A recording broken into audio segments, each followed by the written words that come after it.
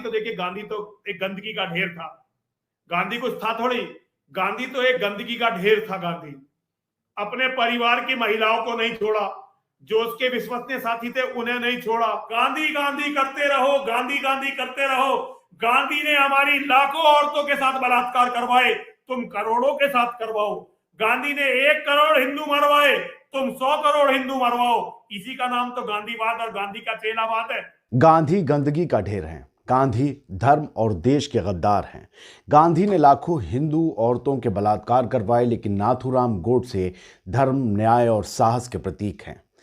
ये बातें बोलने वाला कोई और नहीं बल्कि वही यति नरसिंहानंद नाम का आतंकवादी है, जो 2 दिन पहले ही मुसलमानों का कत्लेआम करने के लिए अपने सामने मौजूद नए आतंकी रंगरूटों को भड़का रहा था। मैं जिम्मेदारी से कह रहा हूं, नए आतंकी रंगरूटों को भड़का रहा था, जो मुसलमानों का कत्लेआम करने के लिए फड़फड़ाए खुश हों। वो कौन होंगे? आतंकी तो होंगे। इस बार नरसिंहानंद के साथ एक और चमन भी भगवा पहने मौजूद था। जो वीडियो सामने आया है उसमें ये दोनों ही शक्ल से अव्वल दर्जे के शैतान महात्मा गांधी के लिए अब शब्द इस्तेमाल कर रहे थे, और गांधी के नाम की मार्केटिंग करने वाली केंद्र की मोदी सरकार चुपचाप है, अभी भी चुप है, खामोश है। मोटा भाई भी यूएपीए नहीं ठोक रहे बल्कि खामोश हैं। ये लोग अपनी ही मंडली के हैं क्या? इसलिए कोई कार्रवाई नहीं, कोई एक्शन नहीं। मुसलमानों को काटने का कह रहे थे और कार्रवाई नहीं हुई, ये तो समझ में आता है, नहीं होनी चाहिए थी। मगर अब तो बात गांधी जी तक आ पहुंची है। दुनिया थूक रही है, इंटरनेशनल मीडिया सवाल उठा रहा है, लेकिन आप खामोश हैं। सरकार और आपका भोपू मीडिया दिन रात आपके भाषण और दौरे दिखा रहा है, लेकिन इन खबरों पर, इन आतंकवादियों पर कुछ भी नहीं बोल रहा, कोई बहस नहीं हो रही। कुछ कीजिए सरकार, इससे पहले कि ये भगवादारी दंगाई इस देश को फूंक डालें और बर्बाद कर दें। वैसे ही बहुत कुछ बर्बाद कुछ सालों में हो चुका है।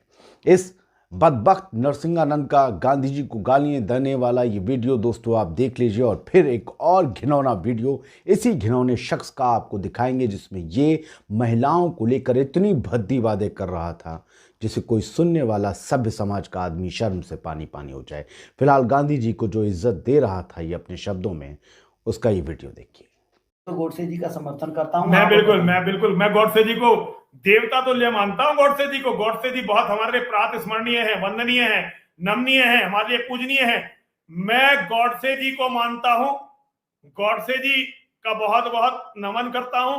उनके कारण आज हम लोग जीवित हैं। गोडसे ने अपने लिए जान नहीं दी, गोडसे जी ने हमारे लिए जान दी है। तो गोडसे जी का बहुत बहुत सम्मान। और गांधी तो देखिए, गांधी तो एक गंदगी का ढेर था। गांधी कुछ था थोड़ी, गांधी तो एक गंदगी का ढेर था। गांधी अपने परिवार की महिलाओं को नहीं छोड़ा, जो उसके विश्वसनीय साथी थे उन्हें नहीं छोड़ा। ये गांधी किसे छोड़ता? तो गांधी की चर्चा करना, और गांधी जैसा झूठा व्यक्ति इस धरती पर पैदा नहीं हुआ।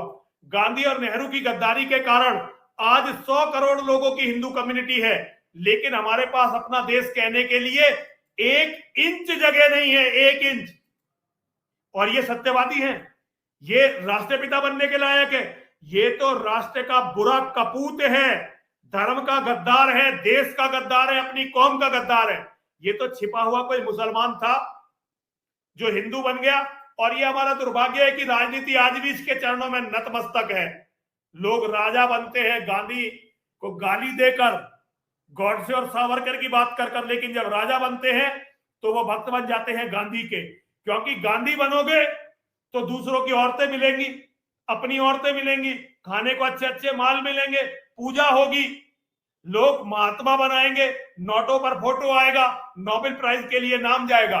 लेकिन अगर सावरकर बनोगे तो या धर्म की रक्षा के लिए लड़ना पड़ेगा, जेल जाना पड़ेगा, यातनाएं सहनी पड़ेंगी, कोलू चलाना पड़ेगा। अब इस चक्कर में कौन पड़े भैया? गांधी बने रहो, गांधी गांधी करते रहो, गांधी गांधी करते रहो। गांधी ने हमारी लाखों औरतों के साथ बलात्कार करवाए, तुम करोड़ों के साथ करवाओ। गांधी ने 1 करोड़ हिंदू मरवाए, तुम 100 करोड़ हिंदू मरवाओ। इसी का नाम तो गांधीवाद और गांधी का चेलावाद है। लेकिन गोडसे सत्य के प्रतीक है, न्याय के प्रतीक है, धर्म के प्रतीक है, साहस के प्रतीक है। दोस्तों, दूसरे वीडियो में यति नरसिंहानंद, वो आतंकी, उसी अपनी गलीज और घिनौने साथी के साथ महिलाओं और लड़कियों के बारे में ऐसी गंदी बातें कर रहा है जो आप सुनने जा रहे हैं, जिसे मैं नहीं सुना सकता, आप शायद सुन भी नहीं सकते, अपनी फैमिली के साथ मत सुनिएगा। गलत पढ़ लिया, उन्होंने कहा 132 फीट की है। 132 फीट होगी? नहीं नहीं 132 फीट शायद 70 फीट की है। 70 फीट की है। हाँ 70 फीट की है भैया मेरे।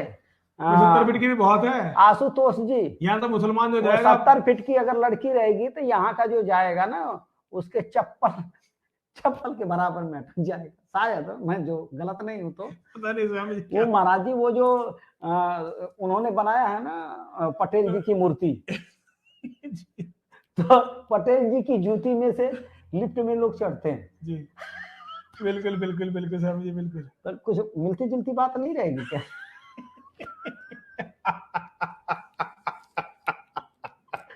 पता नहीं स्वामी जी साले क्या करेंगे। जमा करिए मुंह से गाली निकल। दोस्तों ऐसा नहीं है कि इस दौर में सब चुप हैं, यति नरसिंहानंद जैसे ही लोग बोल रहे हो और सब खामोश हो, ऐसा नहीं है। सब हमारी केंद्र की मोदी सरकार की तरह नहीं है। कुछ रीढ़ की हड्डी वाले लोग भी हैं जो अब भी बोल रहे हैं। जैसे अंजाम की परवाह किए मैं बोल रहा हूं कि यति नरसिंहानंद जैसा आदमी, इसका बहुत बड़ा ग्रुप है, कभी भी मेरे साथ कुछ गलत करवा सकता है। लेकिन मैं बोल रहा हूं क्योंकि वक्त की दरकार है, मैं सच बोलूं। राजस्थान के मुख्यमंत्री अशोक गहलोत भी बोल रहे हैं। उन्होंने रविवार को हरिद्वार में एक धर्म संसद में संतों के जो कथित बयान थे जिसमें वो हिंसा की बातें करने को कह रहे थे, मुसलमानों को कत्ल करने को कह रहे थे, और प्रधानमंत्री और अन्य नेताओं पर अशोक गहलोत ने इन वीडियोस को लेकर निशाना साधा है। पूछा है कि महात्मा गांधी के देश में उनकी हिंसा वाली भाषा को बर्दाश्त नहीं किया जा सकता, ऐसा क्यों हो रहा है? गहलोत ने कहा कि संतों ने जिस तरह से हिंसा की भाषा का इस्तेमाल किया वो भारत की संस्कृति के खिलाफ है, अस्वीकार्य है। गहलोत ने कहा कि यह आश्चर्यजनक है कि नफरत फैलाने वाले भाषण देने वालों के खिलाफ कोई कार्रवाई नहीं की गई और प्रधानमंत्री, गृह मंत्री और उत्तराखंड के मुख्यमंत्री पुष्कर सिंह धामी चुप हैं। जयपुर के पास शिवदासपुरा में आयोजित कांग्रेस पार्टी के प्रशिक्षण कैंप के उद्घाटन सत्र में भाग लेने के बाद वरिष्ठ नेता ये जो हैं अशोक गहलोत, इन्होंने संवाददाताओं से कहा कि हरिद्वार में जो धर्म संसद हुई, जिसे मैं अधर्म संसद कहता हूँ और संतों को शैतान कहता हूँ, अशोक गहलोत कहते हैं कि उस धर्म संसद हुई और वहाँ पर हमारे साधु संतों जिनका हम सम्मान करते हैं ने धमकाने वाली और हिंसा वाली जिस भाषा का प्रयोग किया, इस्तेमाल किया, वो हिंदुस्तान की संस्कृति संस्कार के खिलाफ है। उन्होंने कहा कि हमारे मुल्क में सदियों से चाहे भगवान महावीर हों, बुद्ध हों या फिर महात्मा गांधी, इन सभी ने सत्य की बात की, अहिंसा की बात की। लेकिन अब जो हो रहा है वो अहिंसा के रास्ते पर जाने के लिए भारत को उकसा रहा है, भारत के लोगों को उकसा रहा है। इससे दुनिया में हमारी इमेज क्या बनेगी? जब कुछ लोग किसी एक दूसरे समुदाय, एक वर्ग के खून के प्यासे होकर उनको मारने लगेंगे तो जो मार रहे हैं उनका समुदाय पूरी दुनिया में आतंकवादी कहलाएगा। इससे बचिए मेरे दोस्तों। गहलोत ने कहा कि जिस मुल्क के महात्मा गांधी को लेकर दुनिया में अहिंसा दिवस मनाया जा रहा हो, उस मुल्क में हिंसा की बात साधु संत करें, ये समझ के परे है।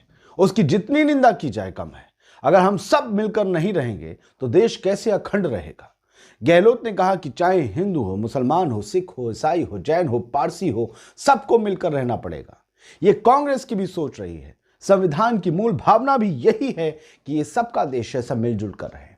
उससे हटकर आप बात करने की हिम्मत कर रहे हो, गहलोत कह रहे हैं कि आप उससे हटकर बात करने की हिम्मत कर रहे हो, कोई कार्रवाई नहीं हो रही है। प्रधानमंत्री चुप है, मुख्यमंत्री चुप है, गृह मंत्री कुछ बोल नहीं रहे, कार्रवाई क्यों नहीं हो रही है? दोस्तों, जो गहलोत साहब का सवाल है वही हमारा सवाल है कि क्या देश को दंगों और गृह युद्ध में झोंक देने की प्लानिंग चल रही है, तभी इन जैसे कुकुरमुते भगवा आतंकियों पर कार्रवाई नहीं हो रही? खुदा खैर करे। और आप लोग भी अपना बहुत ख्याल रखिए क्योंकि वक्त सही नहीं है। एक तरफ की खामोशी ये बताती है कि इन लोगों को एक खामोश इजाज़त मिल रही है इस देश के अमन और चैन को ख़राब कर देने की। हिंदू, मुसलमान, सिख, ईसाई आपस में मिल के मुट्ठी की तरह रहें। ये वक्त बहुत ख़राब है।